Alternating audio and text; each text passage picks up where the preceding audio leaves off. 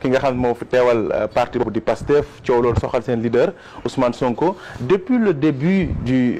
débat soxal dossier Adji Sarr Ousmane Sonko da ngeen a yàgg yuuxu ne complot la et complot boobu noonu état moom moo nekk ci ginnaaw barki Dembo Ndiaye on a vu sur YouTube que ni Mamour Diallo dañu am benn audio bu fuité par rapport ak conversation boo xam ne mu nga doon seq ak ki nga xam moom moo nekk soxna Adji Sarr loolu aussi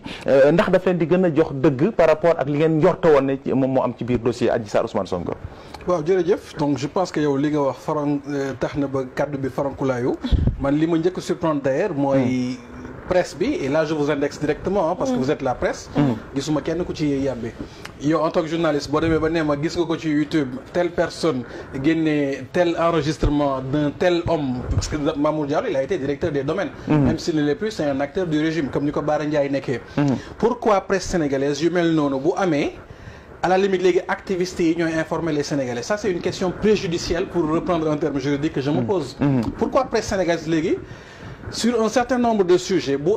événement yi demee benn boor dañuy commencer titrer parce que enregistrement boobu bu indexé woon Ousmane Sonko tarfatal ay ni di nga gis toute la presse dina ko reprendre toute la presse Ousmane Sonko dans de sales draps Ousmane Sonko mouillé par Adji Sarr Ousmane Sonko patati patata pourquoi si c'est l'inverse maintenant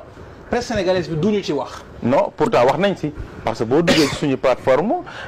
information bi mu ngi fa. information bi activistes yi ñoo ko génnee activistes yi ñoo ko relayer activistes yi. parce que ñoo ko passante seen biir en premier lieu. wa mais xam nga tey yow. il faut pas quand même ndox fii tamit duñu attaquer directement comme ça. non ça moom du ma ko accepter aussi tamit nag. nos amis journalistes seen grand problème. mooy depuis sànq ñu ngi wax ci magistrat yi. wax nañ ci avocat yi. wax nañ ci justice bi. wax nañ ci infrastructure président. président de la république sax mën nañ ko attaquer amul problème man attaqué wu ma dama def un constat. d'accord boo defee une lecture globale. xëy na Sénégal peut-être wax na si. xoolal le landerneau médiatique ñi ci nekk ñëpp ñan ñoo àddu ci sujet boobu. mais traitement journalistique itam dafa uute ak activiste bi jóg wax ay waxam. non xam nga traitement journalistique même bu ñu waxee ci wàllum audio bi tamit. dina am benn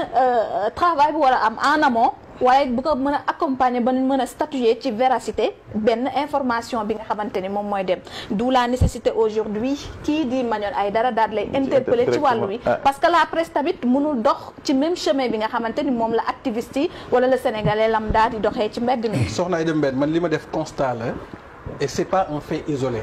Aïdara bu demee ba poser question bi ni mu ko poser c'est parce que des journalistes ont eu le temps d'écouter l'enregistrement xam ki ci wax lan la ci wax ban boor la demee loolu benn la. d'accord deuxièmement sujet boobu boo leen demee ba évoqué ko. c'est parce que ce n'est pas un sujet anodin c'est un sujet d'une importance majeure. Ousmane Sonko acteur politique la majeur sur dans le landerneau politique sénégalais. sujet boobu defe naa li ma ciy wax du bëri. président Ousmane Sonko def na sortie bu mujj boo xam ne am na lu mu ci leeral. le dossier a été réenclenché. normalement war nañ koo déglu la semaine à venir. éléments yi nga xam ni. le 6 éventuellement événements yi nga xam ne gis nañ ko mu nekk dans le dossier permettre nañu ñu xam ni dossier bi dara nekku si.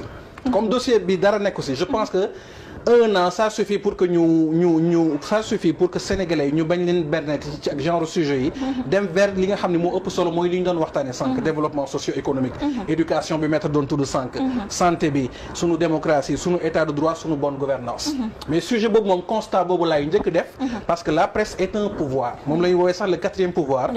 je n'indexe pas Seneweb mais je parle de la presse de façon générale il faut que la presse sénégalaise fasse son travail de restitution de l'information quel que soit le sens de cette information-là loolu c'est extrêmement important maintenant dans le fond du dossier muy man muy yow muy keneen ak keneen je pense que mbir yi gën na leer ci xelu sénégalais yu bëree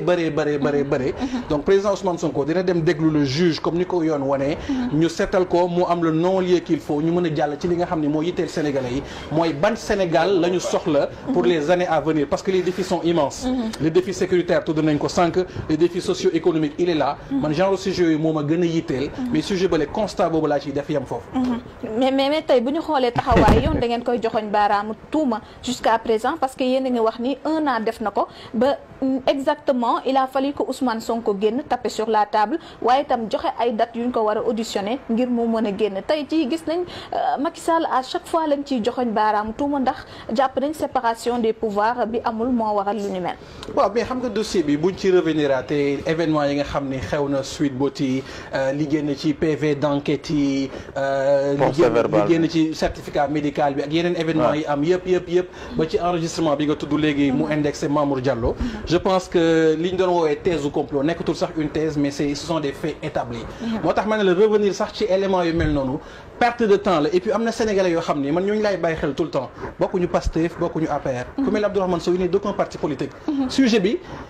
mën na ko bañ a yitteel yenn yitte yi parce que li ko yitteel mooy Sénégal fan lañ jëm ëllëg mais dafa nekk sujet bu nga xamante ne aussi ak loo mënti wax aussi dafay mettre mal à l'aise le président Ousmane Sonko donte ne yéen ñi nga même yéen ñi nekk ci biir Pastef parce que barke Demba Ndiaye nga wax ne génn na def sortie mais sortem boobu noonu sax ñu bëri souligné si nañ ay failles déjà le président Ousmane Sonko di wax naan seen sœur Ousmane Sonko moo leen di nuyu ça ñu bëri partagé sur les réseaux sociaux ñu bëri jàpp ne dafa tiit ci buy wax sax ci dossier Adji Sarr Ousmane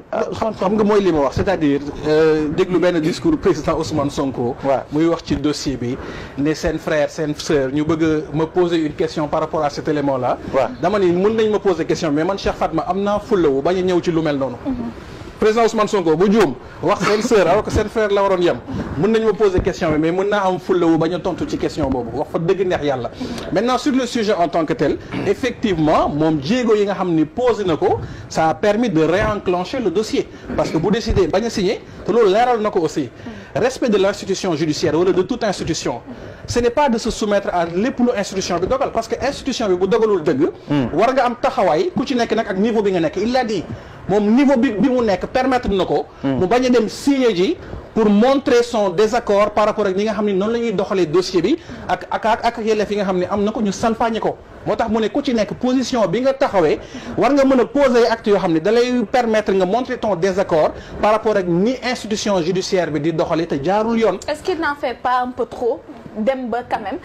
tey bu ñu ko déggee également muy fixer ay dates yoo xamante ni dañ ko war a auditionner. aussi bu leen ñëw ma yokkal la ci ne leen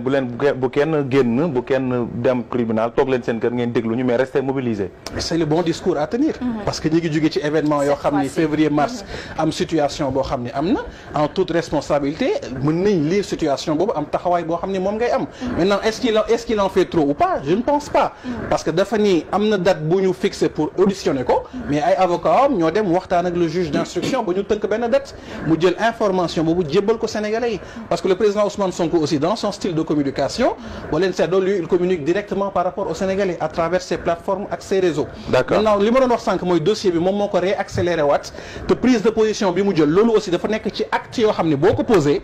nga montrer ce désaccord par rapport ak ni ñuy doxalee bu jaarul yoon loolu mooy la plus haute forme de respect par rapport à l'institution judiciaire mooy sa taxawaay nga won ko ni ah monsieur le juge wala yéen justice ñi ngeen di doxalee du nii la parce que li leer moom leer na loolu ku ci nekk ak niveau bi nga nekk ak responsabilité bi nga nekk ak cër bi nga yor ci réew bi boo ko mënee doxalee noonu loolu mooy li nga xam ne loolu moo gën maintenant quant au fond du dossier comme ni ma ko waxee les éléments yi nga xam ne nekk na ci dossier bi ba ci dernièrement cet enregistrement là wane na ni ce dossier là mënul dem feneen fudul un non-lieu ñu seetal ko ñu jàll ci leneen par rapport ak réew mi ni muy doxee. Sëñ Bara lu jëm sax ci audio boobu moo nekk problème audio bi bi ñu war a càmbarandoo déglu nga ko yow audio bi déglu na ko parce que ba tey sànq ba may ñëw rek am na ñenn ñu may interpeller ci ñoom ñi mu ñeel que voilà am nañ ci droit de réponse pour indi ci ay leeral audio boobu yaa gën a xam ni authentique